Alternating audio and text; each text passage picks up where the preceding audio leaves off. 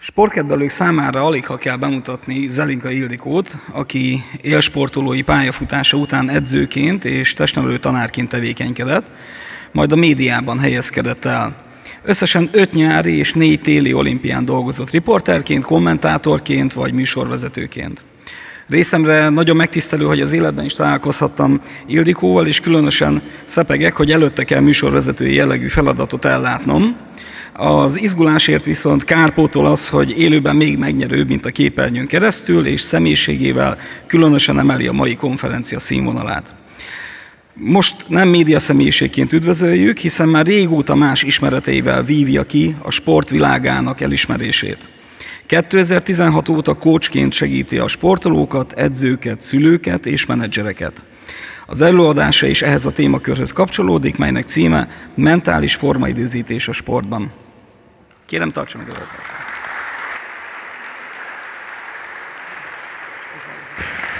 Köszönöm szépen, még azt áruld el, nem is kell. Ugye ezzel csak léptettem. Fantasztikus. Hát nagy szeretettel köszöntök mindenkit, és valóban ez egy nagyon érdekes kérdés, és csatlakozik Dominikhoz, amit ugye az előbb láthattunk és hallhattunk tőle. Tehát ez a két kérdés, ez nagyon, nagyon hasonló. Felmerülhet persze az a kérdés, hogy én, aki sportriporter voltam, mit kontárkodom bele ebbe az egészbe? Hogy kerülök én ebbe? Annyit el kell mondanom magamról, hogy én is sportoltam, kosárlabdáztam, korosztályos válogatottban szerepeltem, nagyon sok mindent megéltem. Ó, sok ismerős arc. Tehát megéltem például azt, hogy milyen amikor jó edzőm van, támogat, bíztat és mellettem áll. Megéltem azt, amikor ugyanazt tudtam, de egy olyan edző volt, aki nem bízott bennem annyira. Aztán megértem azt, amikor sokat edzettem, de hiába, valahogy nem sikerült semmit megoldanom, vagy amikor éppen kevesebbet, mert elengedtem egy kicsit jobban, akkor pedig egyszerűen szárnyaltam. Tehát ezeket a furcsaságokat az ember, amikor megéli, akkor nem igazán tud vele mit kezdeni. Aztán jött a televízió, ahol sportriporterként bejöttek mellém ugye a riportalanyok, sok sportoló, edző, szülők kint izgultak és várták, hogy mi lesz ennek az egésznek a vége. Persze, bent a stúdióban mindenki nagyon jó fej, kedves, minden nagyon jól sikerül, az edző és a játékos között mindig elképesztően jó a kapcsolat. De amikor ennek a beszélgetésnek vége és kimentünk, akkor azért kiderült, hogy ott vannak ellentétek. Azért nem minden pont úgy néz ki, ahogy most itt lefestették és megmutatták. Tehát azért ugye vannak konfliktusok. És azt láttam, hogy az út, a cél az, hogy nyerjenek, hogy győzzenek, hogy sikert érjenek el, de néha elbeszélnek egymás mellett, és elkezdtem egy kicsit ezzel foglalkozni. Mit lehet ezzel tenni? Szupervízió, így hívják azt, amit végeztem, nem supervisor, szakmai személyiség fejlesztése, gondozása, ezzel kezdtem, ugye már bőven a televíziózás alatt, a Károli Gáspár Egyetemen. És akkor jöttem rá, hogy oké, ez a szakmai személyiség, de én akkor is csak egy sportos vagyok, és nekem vagy a sport az, ami az én életem, és oké, tudok én segíteni sok mindenkinek, de a szupervízió az még csak odáig jut el, hogy megértsem, hogy mi a problémám. Hogyan tudok A pontból B pontra jutni? Nekem a siker kell, nekem az eredmény kell, ráadásul pörgök ezerrel. Aztán utána megtanultam a coachingot. A coaching segít A pontból B pontba eljutni, hogyan tudok fejlődni, hogyan tudok tovább lépni egyes helyzeteken. Ezzel kezdtem el foglalkozni, és így lettem végül is sportriporterből sportcoach, és most már nagyon sok sportolónak, edzőnek, csapatnak tudok segíteni. De hogy kerül a mentális állóképesség, vagy a mentális formaidőzítés? Azért csak visszaugrok egy picit az időbe, mert ugye vannak azok az érzések, amikor az ember egy fontos meccs előtt van, azért ugye eszembe jut, amikor az edző karbatett kézzel a mosdó előtt várja, hogy az egész csapat kivonuljon a mosdóból, és na mi a lányok, könnyítettetek magatokon? Minden oké, akkor most már tudunk játszani? Mert mi történik, amikor az ember izgul, ugye? Izzad a tenyere, remeg egy kicsit a hangja, a gyomra különösen. Tehát, hogy azért ott van ez az izgalmi faktor, és ezt én szépen megértem akkor, amikor bementem először a televízióba. Nem ez a kép volt az, ez már kicsit később. Bementem, fiúsítva voltam, mert a Duna televízióban sok fiú dolgozott. Elértem oda végre, hogy kamera elé kerülhessek, elolvashatom a híreket. Akkoriban egy olyan stúdióban dolgoztunk, ami ilyen stadionszerűen volt kialakítva, tehát be kellett menni, kamerák előtt, le kellett ülni a székbe, és felolvasni a sporthíreket. Na, ott álltam, csak fiúk voltak, mindenki ott állt mellettem, Ildikó, mire kell figyelni. Most azt le kell tennem hozzá. Jöttek az ötletek. Figyelj, dörzsöld a füled nagyon erősen itt hátul, mind a két kezeddel, 3 mély lélegzet, és aztán bemész. Sokkal többet dörzsöltem, sokkal több levegőt vettem, végtelenül izgultam, aztán, hogy mehetsz. Hát innentől kezdve nem emlékszem semmire. Tehát bementem, felolvastam, állítólag nem hibáztam, de aztán kijöttem, és igazán nem emlékeztem, hogy jól mondtam, hogy volt-e benne hiba, mi történt. Pedig azért ezt az izgalmi faktort azért a sportban megéltem már. Mi ez? Lámpaláz? Stressz? Szorongás? Megfelelési kényszer? Nem tudom, de az biztos, hogy szerintem mindenkiben benne van. Tehát azt gondolom, hogy amikor szereplésről van szó, sportteljesítményről, az esetek többségében ez benne van az emberekbe. Ki jobban, ki rosszabbul éli meg, és ott van, hogy ezeket a helyzeteket mindenki másképp éli meg. Miért élik meg másképp? Nem értem. Dolgozom most egy 12 éves kosaras kislánnyal, már U16-ba is játszik, azt hiszem 2 korosztályt tudnak így ugrabugrálni. Megkérdezte tőle az edző, az edzővel is dolgozom, megkérdezte tőle az edző, hogy oké, figyelj, nagyok, kicsit erősebbek, mint te, de semmi baj, meg fogod tudni oldani. A lány ült, azt mondja, oké, semmi gond, ott kosárlabdázunk, nem? 12 éves, már 13. De akkor tovább mehetek, nézzük meg az olimpián. Ugye itt volt az olimpián a karfcsapat, biztos mindenki emlékszik, aki sportos, biztos, hogy nézte. Ez a fiatal Rapp Krisztián. Beküldték őt az elődöntőbe, ugye addig ő csak mint tartalék ott volt a csapatnál, megkérdezték tőle, hogy milyen volt. Hát be kell mennem, hát végül is vívnom kell. Ugye, vívni azt tudok, ugye ezt mondta. Tehát ő is valamilyen magabiztossággal állt bele ebbe az egészbe. Tehát van, akinek nagyon jó magabiztos, és tudja, hogy mit akar csinálni, van, aki pedig izgulósabb, félénkebb. Úgyhogy már tovább is lépek, hogy egy picit megnézzük, hogy mi lehet az oka annak, hogy valaki ilyen, a másik meg olyan, az egyiknek könnyebb, a másiknak nehezebb. Nézzük az elsőt, a személyiség. Azt gondolom, hogy ez nagyon mélybről fakad. Van, aki extrovertált, szeret dumálni, kiállni a többiek elé, megmutatni magát, van, aki introvertált, visszahúzódó, nem olyan könnyű neki mindezt megtenni. Megint csak egy példát tudok mondani, egy foci csapat edző jött hozzám, mondd meg annak a srácnak, hogy igyon vért, szedje össze magát. Egy visszahúzódó, nyugodtabb srác sose fog vért inni. Tehát, hogy az biztos, hogy ő nem fog ott rohangálni úgy, mint azok a dominánsok, akik mennek előre, tudják, mit akarnak. Másképp kell hozzá megtalálni az utat, másképp kell megtalálni azt, hogy hogyan fog tudni ő majd jól szerepelni. Szóval a személyiség. Tehát van, aki introvertált, van, aki extrovertált. Van, aki kapcsolatorientált, van, aki feladatorientált, hogy csak kicsit így a viselkedési stílusokról beszéljünk. Aki kapcsolatorientált, annak például nagyon fontos, hogy mit gondolnak róla a többiek. Jól mondtam? Rossz volt? Ciki? Ha kihagyom, akkor most az egész csarnok rajtam fog röhögni? Tehát, hogy nagyon fontos neki az, hogy úristen, milyen visszajelzést fogok kapni. Ez már meg tudja bénítani a helyzetet. Tehát nem tudja, hogy mit csináljon. Illetve tudja, hiszen gyakorolt eleget, edzésen sokat, erre mondjuk, hogy edzésmenő, versenymenő. Ugye, ahogy ott a téthelyzet, ahogy ott van a sok-sok ember, ahogy ott vannak a szülők, a családok, kézilabda, amikor itthon játszanak a fiúk, és ugye mindenki mondja, hogy persze, már játszottak mit hány ezer ember előtt, most meg itthon vannak, és miért nem megy, ugye? Hát azért, mert azért ott van az a kis ördög, hogy mit szólnak hozzá, mit mondanak majd, hogy nézünk ki, mindenki számít erre, teher a vállunkon. Van, aki jobban, van, aki rosszabbul viseli. Aztán lehetnek negatív tapasztalatok is, vagy magánéleti változások. Negatív tapasztalat. Azt mondták nekem régen, hogy egy kisgyerek, aki kiáll és verset mond anyák napján, például lehet, hogy nem érti, hogy anya miért kezd el sírni. Ciki, amit mondtam, vagy megbántottam őt? Mert akkor ő ugye nem tudja, hogy annyira aranyosan mondta, meg olyan cuki, meg megérintette az anyai szívemet. Hát csak azt látja, hogy anya sír. Ez simán lehet egy olyan tapasztalat, amivel még nem tud mit kezdeni, és hülyeségnek érezzük, de ott az a tapasztalat. Nem érti még, nem mondta el neki senki, tehát honnan tudná, hogy ez most éppen mit jelent. De negatív tapasztalat lehet például az is, amikor mondjuk beszóltak neki, megszégyenítették. Hogy csinálod? Miért így? Miért nem mész tovább? Vagy ott lehetnek a különböző nevelési elvek. Mi van akkor, ha egy edző úgy nőtt fel, hogy tolni kell, keményen meg kell nekik mondani, aki szórakozik, azt is jól elküldeni mindenhova, és szedje össze magát. Ugye beszéltünk a személyiségekről, akinek a kapcsolat fontos, akinek az introvertált, extrovertált, mit fog ő megélni ebből, és ezek után hogyan fogja ezt majd beépíteni a saját életébe. Tehát egészen fiatal kortól indul már ez, hogy milyen tapasztalatokat fog szerezni. Itt a nevelési elvek, a szülő. Mi van akkor, ha egy szülő, én azt szoktam mondani, és valószínűleg a pszichológiában, így nem vagyok pszichológus, tehát nem akarok hülyeséget mondani, de ez a szeretet megvonás. Ugye? Nem sikerül valami, akkor nem szólok hozzá. Akkor kicsit fölvont orral sétálgatok a konyhába. Mit él meg a gyerek ebből? Hát semmi pozitívat. És azt tudja, hogy úristen, ha valami rosszat csinálok, akkor anya nagyon szomorú lesz, vagy anya nem fog szeretni engem. Tehát megpróbál még jobban odafigyelni ezekre a dolgokra, és minél nagyobb ez a fajta megfelelési kényszer, annál rosszabbul sikerül. Tehát ahelyett, hogyha megtanítanánk őket, és itt már mi jövünk valahol a képbe, hogy hogyan is tudjuk ezeket megtanítani. Önbizalomhiány. Honnan jön az önbizalom? Akár ebből?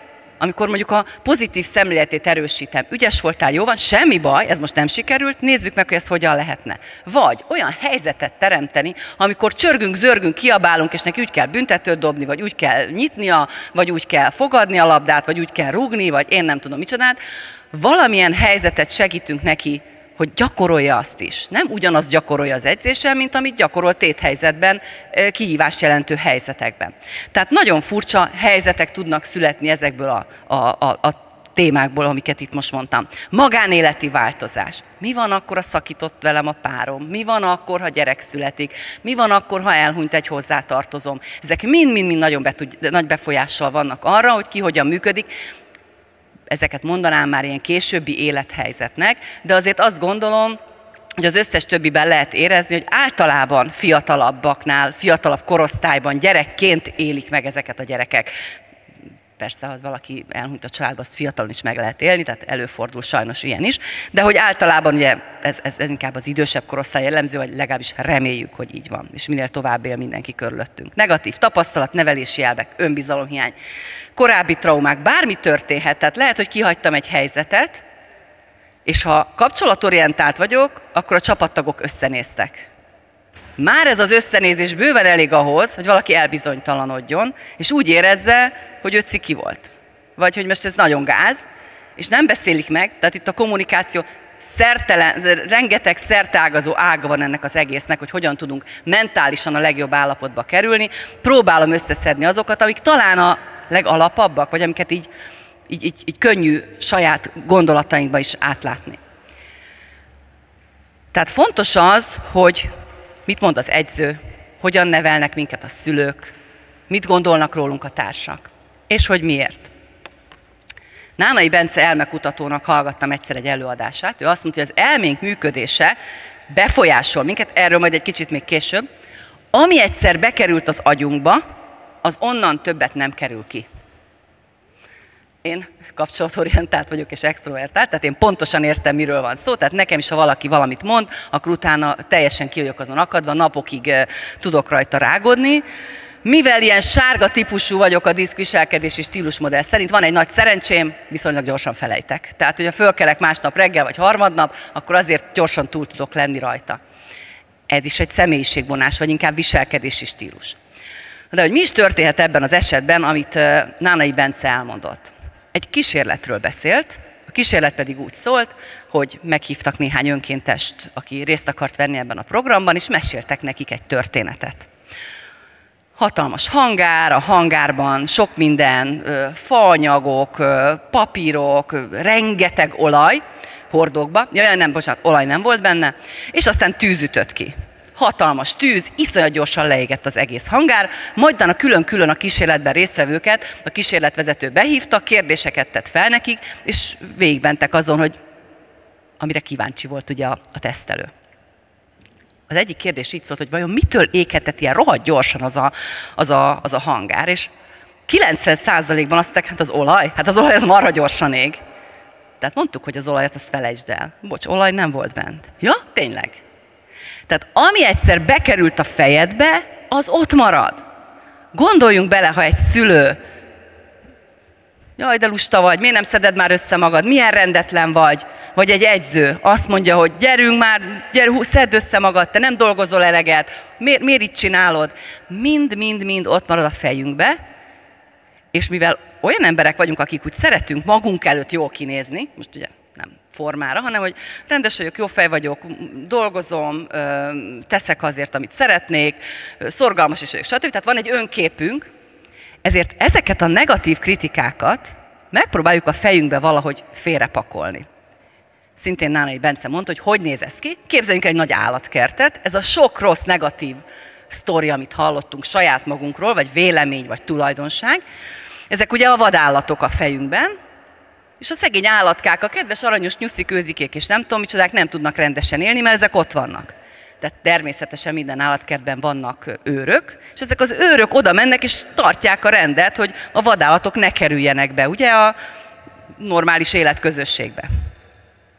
Igen ám, de amikor stressz helyzet van, akkor minden erőforrásunkra szükség van. Tehát ezeknek az őröknek menni kéne segíteni a feladatokat megoldani. Tehát a vadállatok beszabadulnak, és aztán ott szépen tudnak kárt okozni. Minél több ilyen negatív dolgot hallottam, és próbálom félretenni az agyamba, annál több őrnek kell oda mennie, és valahogy figyelni ezt, hogy azokat ott tartsák, ne jöjjenek be ebbe a képbe. De a számuk véges, tehát valahogy dolgoznom kell, stressz helyzetben pedig extrán minden erőforrást mozgósítani kell. Ilyenkor történik az ugye, hogy csak bejön a fejembe az, hogy hát, te nem jól dobod a büntetőt. Én kosaraztam. De másoknál is simán lehet. Most egy ritmikus gimnasztikázó kislánnyal dolgoztam, kiment egy nemzetközi versenyre, nagyon ügyes, de sérülésből jött vissza, hosszú sérülés után végre kiküldték egy olyan nemzetközi versenyre, hogy gyakorolja a nemzetközi színteret. Igen ám, de a másik lánynak az anyukája az kiakadt ezen, hogy miért ő ment ki, mikor tavaly az ő lánya milyen jó eredményt ért el. Természetesen a verseny előtti napon, Facebookra, Instára, én nem tudom hova, TikTokra, nem tudom mik vannak még, föltette azt a képet, amin a lánya fönt áll a dobogón és érmet szerez. Az én kislányom, akivel dolgoztam, persze, hogy megnézte. Hát miért ne nézte volna meg versenyt, mit csinálnak? Megnézik, tehát akár erre is érdemes odafigyelni, nem tiltani, de azért gondolkozzunk ezen. Szóval megnézte, és ott volt a fejébe, meg kell csinálnom, meg kell csinálnom, meg kell csinálnom. És már is ott volt ez, hiába akarta félretenni, és arra koncentrálni, amit csinálni szeretett volna. Hogy csinálom meg a gyakorlatot, mire kell koncentrálnom, melyik a nehéz elem, most itt kell nagyon figyelni, itt hogy ugrok, és a többi, és a többi. Ez ott volt a fejébe. Akármennyire, egy picit be tudott kúszni már, és elég volt ahhoz, hogy ne úgy sikerüljön neki ez a verseny, ahogy ő szerette volna, és kijött, és ez az első, amit elmesélt, hogy megnéztem, és ki volt írva, és annyira szerettem volna jobban teljesíteni. Tehát ami egyszer bekerül az elménkbe, az ott marad. Ez egy hatalmas tudás szerintem, szülőnek, edzőnek, barátnak, csapattagnak. Ha együtt játszom valakivel, csapatban, és azt szeretném, hogy nyerjünk, akkor össze kell fognunk, és nem pedig ezeket betolni, mert az én eredményemet is ugyanúgy tönkre fogja tenni, mint az övét. Tehát ez egy nagyon fontos dolog egyébként. Szóval, mi a helyzet? Meg kell tanulnunk ezt a mentális állóképességet megfelelő szintre hozni. Mi a mentális állóképesség? Ugye egy olyan személyiségvonás, ami ugye azt, hogy a stresszorokra, váratlan helyzetekre, kihívásokra hogyan tudok reagálni. És tulajdonképpen az, amilyen típusú állóképességem van, az egy dolog, az van, független attól, milyen helyzetben vagyok. Ugye ez egy tanult folyamat, az előzőekben láttátok, kapjuk, hozzuk, személyiségvonás, halljuk a neveltetésünk során, minták érkeznek hozzánk. Tehát van valami, és abból kellene egy kicsit tovább lépni ahhoz, hogy akár amit Dominiktól hallottunk, hogy különböző helyzetekben megfelelően tudjunk cselekedni, higgadtan, hogy ne edzésmenő legyek, hanem akár a mérkőzésen is jól tudjak dolgozni. Tehát nagyon fontos az, hogy tudjam ezt, és meg tudjam tanulni. Mi az elsődleges, amit fontos lehet, az az önismeret. Nézzük először ezt a szép, színes dobogót. 2008-ban az olimpia után a Kanadai Olimpiai Bizottság kérésére készítettek egy felmérést. A felmérés arról szólt, hogy mik azok a faktorok, amik abban segítették a sportolókat, hogy érmesek lettek. Tehát az arany, ezüst és a bronzérmeseket kérdezték meg. Nagyon sok mindent felsoroltak, tehát nem csak ez a 3 volt, és ők rangsorolták, hanem tényleg megkérdezték őket, különböző faktorok, mi segítette. Az első helyre került az, hogy milyen a sportoló és az edző kapcsolata. Olimpiai érmesekről beszélünk, arany, ezüst és bronzérmesekről.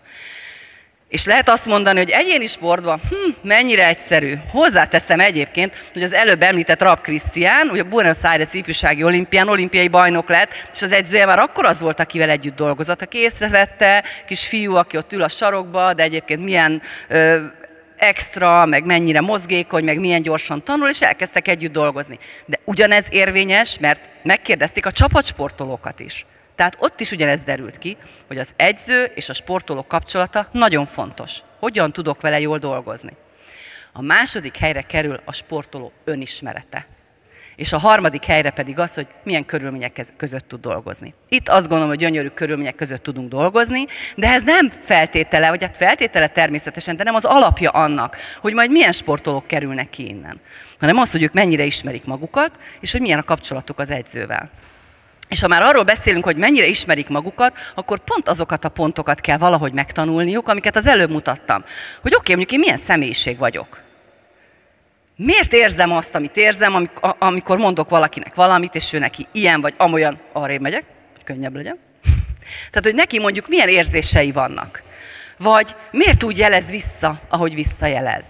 Miért húzza az orrát, vagy a másik az miért nem válaszol. Nagyon érdekes, pont tegnap tartottam egy képzést, utána valami hasonló volt benne, ez a diszkviselkedés és stílusmodellről szólt, és ott az egyik lány azt mondta, hogy figyeljetek, nekem tök mindegy, a kommunikáció legyen nyílt, nekem az se baj, nem köszöntök. Tehát ugye, nekem, ha valaki nem köszön, az bunkó, hát ne arra, hogy ráülsz. Én még az a klasszik vagyok, akinek szeretem, hogyha mikor írnak egy üzenetet az SMS-be, és még nem beszéltem előtte aznap vele, akkor írjam azt, hogy szia. De neki ez se kell. Különbözőek vagyunk. Tehát meg kell tanulnom azt, hogy nekem mi a fontos, de meg kell tanulnom azt is, hogy a másiknak mi a fontos, akkor tudok kapcsolódni hozzá. Tehát milyen vagyok én, hogyan hatnak rám a többiek, én hogyan hatok a többiekre, és az mit vált ki belőlük. Ez már egy nagyon fontos ismeret, ami nélkül szerintem nem lehet jól sportolni, de nem csak sportolni, sehol máshol az életben. Ha sikeres szeretnék lenni, akkor érdemes ezekre figyelni. Hogyan működöm, hogyan hatnak rám a mások.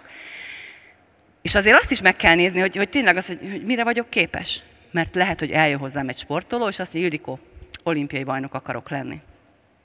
Ez tök szép, de egyáltalán nem biztos, hogy az leszel csak azért, mert eljöttél egy sportkócshoz, és elkezdünk ezen dolgozni.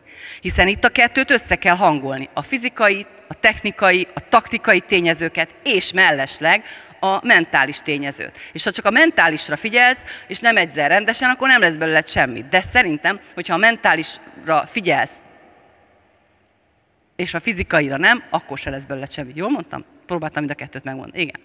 Tehát én azt gondolom, hogy egyik sem tud működni a másik nélkül, és mindegyik nagyon fontos, mert összességében próbálunk gondolkodni egy sportolóban. Minél összetettebb, minél szélesebb spektrumban tudunk gondolkodni, és tudunk neki adni tudást, edzőként, szülőként, családtagként, rokonként, párként, bárkiként, annál ügyesebb lesz, és annál több mindent tanul, annál nagyobb az esélye annak, hogy a végén majd a dobogó felső fokára fog állni. Tehát ez nagyon fontos. És akkor nézzük meg egy kicsit, hogy hogyan is lehet ezt fejleszteni. Ugye kicsit össze-vissza szétszórtan tettem, de ott van az önismeret az első helyen. Tükörbe tudok nézni, tudom, hogy milyen vagyok én. Erről most beszéltem. De nagyon fontos például a pozitív gondolkodás. Nagyon szeretem azt, amikor leülünk a sportolókkal, és erőforrás gyűjtünk. Mit tudsz te? Mi az, amit te tényleg azt mondod, hogy fölkeltenek reggel, akkor is azt mondod, hogy ezt én tudom. Bocsánat, focistákat mondok, jó, de lehet még röplabdás is. Azt mondja, hogy gyors vagyok a labdával. Bár lehet, hogy ezt nem is mondja, azt mondjuk, hogy mit tudom én, jól tudok cselezni, meg mit tudom én, jól tudok passzolni. És akkor én megkérdezem, hogy gyors vagy a labdával, de hát a gyors vagyok a labdával, ez alap. Ugye, hát enélkül nem lehet jó sportoló valaki. Oké, amikor kiszálltál a babakocsiból, akkor te már rögtön gyors voltál a labdával? Hát ugye nem. Tehát valamit ezért tenni kellett. Tehát gyűjtsük már össze, hogy mit kellett tenni ezért. Mennyiszer nem mentél le a srácokkal focizni, vagy játszani, vagy elmenni, csak mit tudom én, fifázni, vagy bármi. Mennyit kellett külön szorgalomból otthon edzened, mennyi osztálykirándulást mondtál le azért, mert el kellett menni a csapattal valamerre, és neked ott volt a helyed. Tehát, hogy mennyi energiát fordítottál te arra, hogy te egy sikeres sportoló legyél. És akkor ebben nem csak azon, hogy jól tudom rúgni a labdát, meg gyors vagyok vele, meg pontosan passzolok, meg átlátom a helyzetet, meg tudok előre gondolkodni, hanem ezek a mentális tényezők is, hogy kitartó vagyok, szorgalmas vagyok, odafigyelek, koncentrálok az edzésen, és a többi, és a többi. Ha ezeket összeszedjük, az szerintem már rengeteget tud számítani, motiválja a sportolókat arra, hogy mit is tudok én. Tehát egy ilyennel végtelen sokat el lehet érni egy-egy sportolónál, mert már másnap szárnyalni kezd. Persze ez önmagában kevés. És az egész, amiről itt beszélek tulajdonképpen, csak egy pici szegmense annak, hogy a végén kiből lesz majd jó sportoló, de azt gondolom, hogy nagyon fontos apró részletek. Fókuszálás. Mondjuk elmondta azt, hogy mennyi minden pozitív tényező van az ő sportolásában, és hát ugye általában ezzel kezdik, hogy mi a rossz. Az edzőm is azt mondja, hogy ebben szar vagyok, ezt nem tudom, ez nem jó. Szeretem átkeretezni a dolgot, mert az, hogy rossz vagyok, az egy megítélés. De azt mondom, hogy fejlesztendő terület, akkor az rögtön más, mert azzal van mit csinálni, ugye? Ott van benne a lehetőség, fejleszthetem, mehetek tovább. Mondjuk leskálázzuk. A passzok még nem pontosak, 0 és 10 között most hova lövöd be? Azt mondja, hogy mit tudom én, 3-as. Akkor nem azt mondom, hogy 3-as, hát nem csoda, hogy az edző szórakozik veled, de hülye vagy. Na tehát, hogy nem. De nem azt mondom, hogy mi van ebben a 3-asban? Ebben a 3-asban benne van az, hogy rengeteget gyakoroltam, benne van az, hogy próbálom, edzésem már 3-ból, vagy 10-ből 3-szor oda megy, mennyi mindent tudok tenni már érte, és akkor a következő lépés az, hogy honnan lehetne mondjuk 3,5 vagy 4. Hogyan tudom fejleszteni a fejlesztendő területemet. Mindegyik tudja, az edzőtől rengeteget hallott már. Pontosan tudja, hogy mi az, amiben fejlődnie kéne, lehet, hogy fókuszálás, lehet, hogy az, hogy amikor erősítek, és ott ülök a gépnél, akkor közben ne hülyeskedjek a többiekkel, nem legalább akkor figyeljek oda, vagy amikor futok, akkor precízen csináljam, vagy amikor a vonalak között kell futni, akkor ne 10 centivel előbb forduljak meg, mert akkor, amikor majd vége a meccsnek, és még kéne egy kis energia, akkor már nincsen. Tehát nagyon sok minden lehet, de most ugye maradtunk ennél az egy példánál. Szóval összeszedtük, hogy mi lenne az a fél, amivel mondjuk tovább tud lépni. De ott figyelni kéne arra, hogy lendül a lába, figyelni arra, hogy merre vannak a többiek, tehát megint sok-sok-sok mindenre kéne figyelni. Ha sok mindenre akarunk figyelni, akkor nem figyelünk semmire. Én azt szeretem, jelöljünk ki egyet. Ma erre az egy dologra fogunk, a lendítő lábra, vagy mondjuk a rugás az egy ilyen viszonylag egyszerű összetett folyamat, tehát hogy abban nem lehet darabokra szedni, de mondjuk sok mindenben lehetne, amikor figyelnem kéne a védekezésre, figyelnem kéne arra, hogy mindig szorosan ott maradjak az ember mellett, de a következő pedig mélyen legyen a lábam, tehát sok minden. Lehet, hogy akkor arra kell figyelni, hogy mélyen védekezzek lábban, és akkor csak erre kell figyelni. Akkor fog tudni ez valahogy változni, hogyha elkezdek ezen dolgozni. És a másik, hogy pontosan tudjuk a sportból, hogy nem holnap fog megváltozni. Tehát attól, hogy ma beszéltem róla, holnap nem lesz jobb, maximum a gondolatot tudtam elindítani, hogy erre is figyelni kéne. Ezért egy folyamat mondjuk a coaching, mert ott is ugyanúgy kell dolgozni, mint az edzésen. Ugye nem az történt, hogy ma bejött a gyerek, és holnap meg már ügyes lett. Volt olyan fejlesztés, elmentünk egy csapathoz, megbeszéltünk mindent a fiúkkal, átgondoltunk, stb. Majd jött a vezető, Ildikó, kikaptunk a meccsen. Ennyit ért? Hát könyörgöm, a gyerek egy nap alatt tanult meg focizni. Hány éve vannak itt ezek a felnőtt játékosok? 10, 20? Hány éve fociznak? Tehát ha neki ennyi idő volt, hogy focizzon, akkor egy nap alatt mit várunk? Elindítani tudunk valamit, és ennek ugyanúgy sziszifuszi meló, menni kell tovább, és napról napra ezzel kell dolgozni. Célok kitűzése. Talán azt gondolom, hogy ez egyik legfontosabb dolog. Amikor pontosan látom, hogy mit szeretnék elérni. Erre is van egy nagyon érdekes tanulmány, nem tudom, mikor készítették a Harvard Egyetemen, körülbelül 1000 végzős diákot kérdeztek meg, és az volt a kérdés, hogy mit gondolnak, hova fognak jutni 10 év múlva. 80% azt mondta, hogy ilyen egyetemen végeztem, mit gondoltok, hol lehet? Biztos, hogy jó helyen fogok élni, autóm lesz, családom lesz, szép házam lesz, viszonylag jó munkám. 80%. 13 azt mondta, hogy igen, én nagyjából úgy gondolom, hogy mondjuk ennél a cégnél, vagy ezt célzom meg, ide szeretnék eljutni, ilyen és ilyen beosztásban. És csak a maradék 7%, de lehet, hogy kevesebb mondta meg azt, hogy le is írta, mit akarok elérni. Pontosan, mi a célom, és a célokhoz időpontokat rendelt, és azokat mindig visszanézte. Mert a célok, azoknak teremtő ereje van, tehát ha vissza tudom nézni, látom, hogy hol tartok, esetleg elakadtam, vagy elfelejtettem, kicsit elengedtem, sárgák gyorsan elengedik a célokat, tehát hogy azért vissza-vissza kell nézni, tehát vissza tudok nézni, akkor az megint ösztönöz arra, hogy menjek előre. 10 év múlva jött ugye az ellenőrzés, ez a 7 vagy kicsit kevesebb százalék magasan a felső 10 000-be tartozott, tehát hogy elképesztően jól éltek. Az összes többi persze, mondjuk az a 13% jobban, és a többiek azt mondom, hogy oké, tényleg Harvardon végeztek, de nem volt kiemelkedő. Tehát egy ilyen normál szinten. Tehát elképesztő ereje van a céloknak. Olimpiára akarok jutni? Volt olyan sportpszichológus, aki leült beszélgetni a sportolókkal, és pszichológus volt, nem sportpszichológus. Azt mondta, hogy tűzzük ki a célokat, olimpiai bajnok. Oké, tök jó. És menjünk tovább. Hát, attól még, hogy kiírtam, hogy olimpiai bajnok akarok lenni, annak még nincsenek meg a lépései. Nézzük meg, hogy mi van előtte. Még azelőtt. Világbajnokság. Ugye olimpia, olimpiai kvalifikáció, sok-sok világbajnokság, Európa-bajnokság, magyar bajnokság, és a holnapi edzés. Mit csinálok holnap az edzésen azért, hogy majd a végén olimpiát nyerjek? Tehát, hogy ezeket nagyon pontosan ki kell tűzni, elképesztően fontos, és azt gondolom, hogy sok esetben ezek nincsenek jól lefektetve, mert ezeket mindig meg kell nézni, egyrészt, hogy mérhető legyen, másodszorban megvalósítható. De ne azt akarjam, hogy holnap leszek olimpiai bajnok, ha még csak most kezdtem el sportolni, hanem bizony azt végig kell nézni, hogy mekkora út van ehhez, és aztán kiderül, hogy elég kitartó vagyok-e vagy sem. Szorongások leküzdése. Ugye ez az, ami még egy nagyon fontos tényező, erre különböző relaxációs technikákat is, légzéstechnikákat is tudnak ajánlani, mert létezik. Tehát, amikor nekem meg kellett dörzsölnöm a fülemet, meg nagy levegőket venni, tulajdonképpen segített a jelenbe hozni, nem azon agyaltam, hogy úristen, mit fognak szólni, majd meg esetleg hibázom, meg mi lesz majd, hanem dörgöltem a fülemet, itt voltam, levegőt vettem, magamra figyeltem, és utána be tudtam menni, aztán mondom, persze, nem emlékszem, mi történt, de azért sikerült. Ez a lényeg.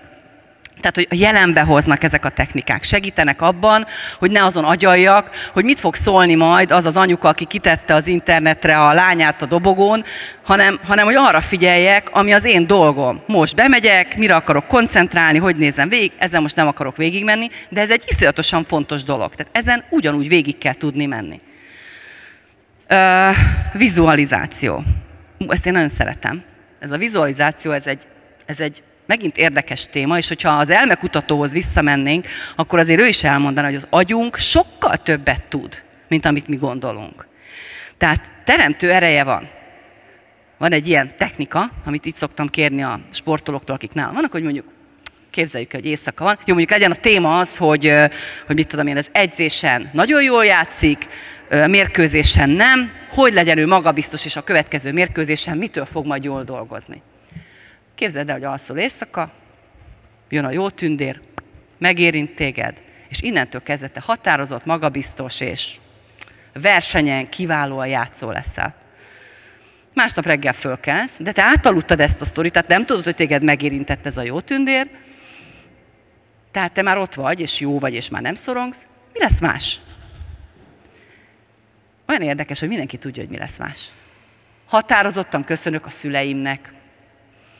Nem nézem a tévét, rendet rakok a szobámba.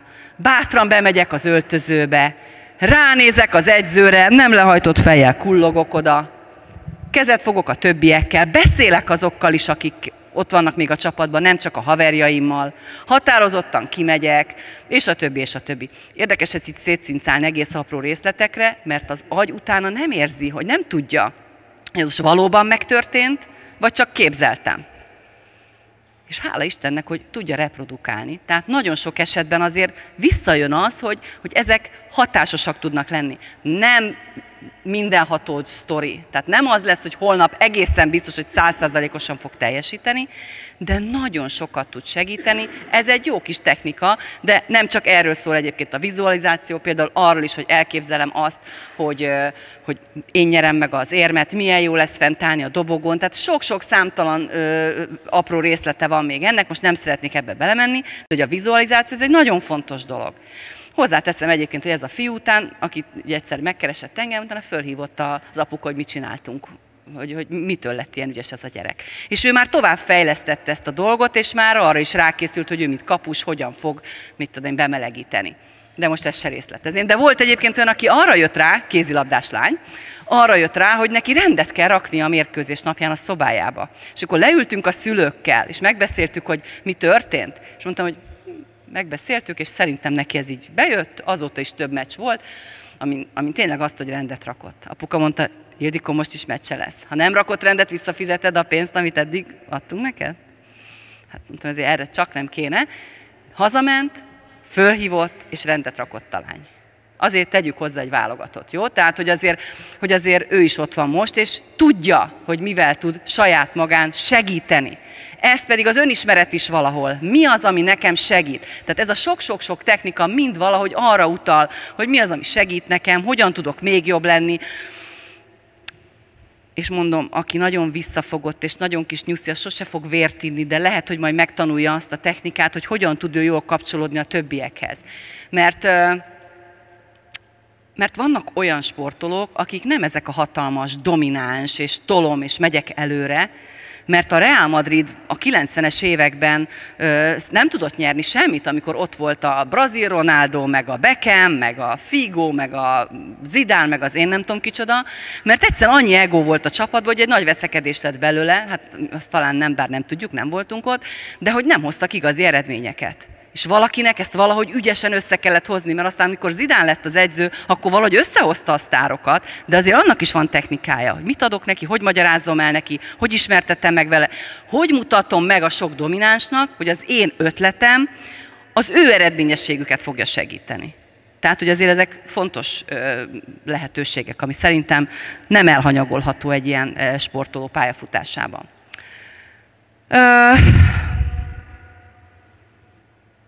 Nem is tudom, mire akartam még visszautalni. A vizualizációról beszéltünk, ugye? Az volt itt a lényeg. Na igen, tehát, hogy ez az apuka aztán végül megnyugodott abban, hogy tényleg ez a lány megcsinálja, amiről beszélünk, helyre teszi ezeket a dolgokat, és a vizualizáció során sokkal eredményesebbek tudtak lenni. Szerintem itt a vége. Nem! Hát persze, hogy nem. Gyakorlás. Ugye már az első pillanatban beszéltünk arról, hogy a sport mutatja meg a legszebben azt, hogy hogyan lehet fejlődni. Elkezdem x évesen, 10, 15, 20 év múlva érem csak el majd azt, hogy felnőtt válogatott legyek. Jobb esetben természetesen. De hát rengeteget kell addig tanulni. Ezt a mentális fejlesztést is gyakorolni kell. Hiába akarom azt, hogy most jön egy világbajnokság, olimpia, EB. Na most üljetek le és dolgozzatok. Ez egy folyamat. Enélkül nem fog működni. Meg kell tanulnia, ugyanúgy rutinná kell, hogy váljon. És hát ugye azt mondtam, hogy az elején mennyire izgultam, amikor bementem a tévébe. Hát most már nem izgulok annyira, amikor idejövök. Egy picit igen. Azt mondom, hogy egy pici izgalom kell. Az, ami élesen tart. Akkor tudsz figyelni, reagálni a helyzetekre, akkor tudsz figyelni mindenkire, minden kis rezdülésre, akkor tudsz rugalmasan reagálni az ellenfél bármilyen lépésére, hogyha fejben ott vagy. És ezt akkor tudod elérni, hogy valamilyen izgalmi, ez a pozitív stressz tulajdonképpen. Tehát az kell. Ha álmosan ásítózva megyek a mérkőzésre, abból nem lesz semmi, mert akkor nem fogok tudni felpörögni. Tehát kell. Ezt is meg kell tudni tanulni, tehát azt gondolom, hogy minden gyakorlás. Most már én is tudom, hogy nem kell dörgölgetni a fülemet, mert pozitív erőforrások. Tudom, hogy felkészültem, átgondoltam, mit fogok mondani, tudom, hogy van bennem tapasztalat, amikor kiállok, tudom, hogy fogok állni a lábamon, hogy fogom a levegőt venni, mit akarok mondani, mennyi tapasztalat van mögötte, és a többi, és a többi. Tehát meg lehet erősíteni saját magamat abban, hogy majd itt remélhetőleg értelmesen át tudom adni azt, amit szeretnék mondani, és nem lesz ciki. Ugye? Tehát ez is gyakorlás. Nagy szónokokra szokták ezt mondani. Volt olyan, aki az ókorban 3 hónapra bezárta magát a szobába, aztán addig gyakorolt, és csak utána állt ki. De mi mit láttunk? Hogy kijön, és zseniális. Hát neki miért megy ilyen jól? Ugye? Hát mert nyomott bele energiát, nem keveset. Erre ugyanúgy kell energiát fordítani, ezzel ugyanúgy kell törődni, ezzel ugyanúgy kell gondoskodni, és ami sokkal nehezebb a sportban, mint mondjuk az üzleti életben, a magánéletben, oké, rendbe teszem magam, bátorok, határozott, oda megyek. A fizikai teljesítménnyel valahogy össze kell hangolni. És ez még plusz nehézség, Mert nem elég, hogy fejben rendben vagyok, hanem ezt össze kell tudnom hangolni ezekkel a ráadásul mérhető fizikai teljesítményekkel. Gólokban, centiméterekben, másodpercekben, ütések számában, én nem tudom. Centiméterekben, kilókban, bármi. Tehát nagyon nehéz, hogy ezeket össze tudjam hangolni. És a másik, ami még szerintem egy ilyen fontos záró mondat az, hogy mindenki egyedi. Tehát egyáltalán nem biztos, hogy azzal a módszerrel, amivel az egyik csapatomat sikerre tudtam vinni, majd sikert érek el a másikkal is. Mert ott már megint különböző személyiségek gyűltek össze, és megint egészen másképp gondolkodnak. Másképp kell hozzájuk fordulni. Mindenki másképp jut el a célhoz, mindenkinek más a megoldása. Úgyhogy gondoltam, hogy már lassan elalszunk, úgyhogy gondoltam, egy kis házi feladat, kis feladat. Tényleg gondolkodni kell. Mennyi 18x5? Ez a kedvenc példám. Gyorsan mindenki gondolja át, 18x5. Megvan? Mennyi? 90. Szuper. Hogy számolta ki?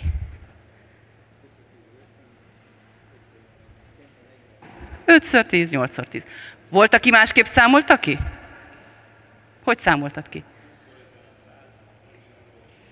Hoppá, tehát 20x5, és abból kivonok 10-et. Szuper! Volt-e még, aki másképp számolta ki? 18x10, és annak a fele, ugye, 90. Szuper! 3 különböző módon jutottunk el a 90-hez, és mi van akkor, ha valaki azt mondja, Ildikó, hagyjál engem békén, előveszi a telefonját, beüti, vagy egyáltalán nem is akar vele foglalkozni. Ez már 4. Van, aki meg szereti mondjuk leírni, az mondjuk 5. És lehet, hogy lenne, akinek lenne még valamilyen megoldás. Mindenkinek van egy megoldás, ami az övé. És hogy egy út, vagy egy célhoz sok-sok út vezet. És szerintem ez iszonyatosan fontos egy edző számára, egy szülő számára. Egy szülő pontosan tudja, hogy a 2 gyereke nem tök ugyanolyan, ugye? Ugyanúgy nevelem, ugyanúgy szeretem, ugyanúgy támogatom anyagilag, az egyik mégis ilyen, a másik mégis olyan. Lehet, hogy kicsit, lehet, hogy nagyon. Tehát meg kell találni azokat az utakat, ami személyre szabott, és ez nagyon fontos. Ezért kell az önismeret, ezért kell gyakorolni, ezért kell tanulni, megismerni önmagamat, megismerni másokat, mert enélkül nem fog menni az, hogy aztán a végén eredményes legyek a sportban, és a megfelelő pillanatban, a megfelelő helyen a legjobb eredményt tudjam hozni. Azt hiszem, hogy pont belefértünk. Úgyhogy ez a vége. Mindenki egyedi, és erre nagyon kell figyelni szerintem. Köszönöm szépen!